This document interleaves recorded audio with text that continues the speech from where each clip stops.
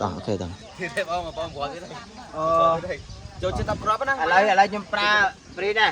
ព្រីងប្រមូលបងផង ប្រមូលឲ្យមួយ ឲ្យបងប្អូនជួយទិញបងទៅបង អត់ខាមទេណាអត់ទេណាអត់លុយព្រីងខ្ញុំឲ្យសាប៊ូអត់ទេឥឡូវលុយណែលុយយាយគៀបអត់ទេងាប់មួយផ្លែត2000ណាចេះរកលុយម៉េះ បាទធ្វើប៉ុនទេ ចានេះណាឥឡូវខ្ញុំឲ្យម្ដងទៀតនេះ មិនទេព្រីងមិនទេបង និយាយឲ្យយាយតា យកតាមកយកតាចៅយកតាយកតា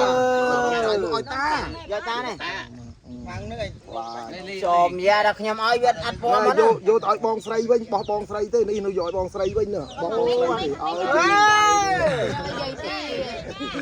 ចាំខ្ញុំឲ្យព្រីង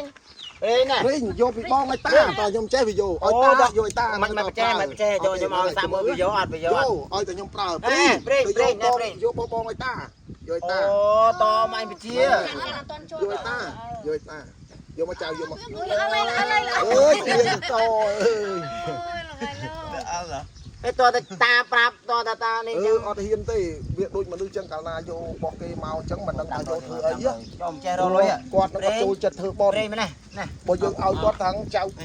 ព្រីងយកលុយតានេះតា យកតាមកយកតាមក ឡាន đây vô dây vinh អានេះនៅចេះរាប់លុយមួយទៀតមនុស្សបណ្ដោយនិយាយធ្វើបនចៅម្នេះមើលសិនចាប់ដៃមួយមកព្រីងចាប់ព្រីង Trinh con chặt đáy môi អូហើយបានជឿ ធ្លាក់ពីលើម៉ូតូទៅណោះ ហ្នឹងហើយប៉ុន្តែ ឡើងយើងមានដឹងដែរគាត់យើងឆេម៉ូតូវាលោតឡើងយើងលោតទៅវាធ្លាក់វាតបានតោងពីវីដេអូឲ្យខ្នោតជាតិ ខ្ញុំមកផ្លែតមិញចូល2គ្រាប់ទៀតហើយអង្គុយមិញហ្នឹង ចាក់ក្របហ្នឹងចាក់វា ឥឡូវប្រហែលគ្រួសារហ្នឹងអម 35 នេះនៅក្នុង35គ្រួសារឥឡូវក្មួយមិនបានឲ្យគ្រប់ទេជឿឲ្យយាយព្រីងមួយនោះឲ្យ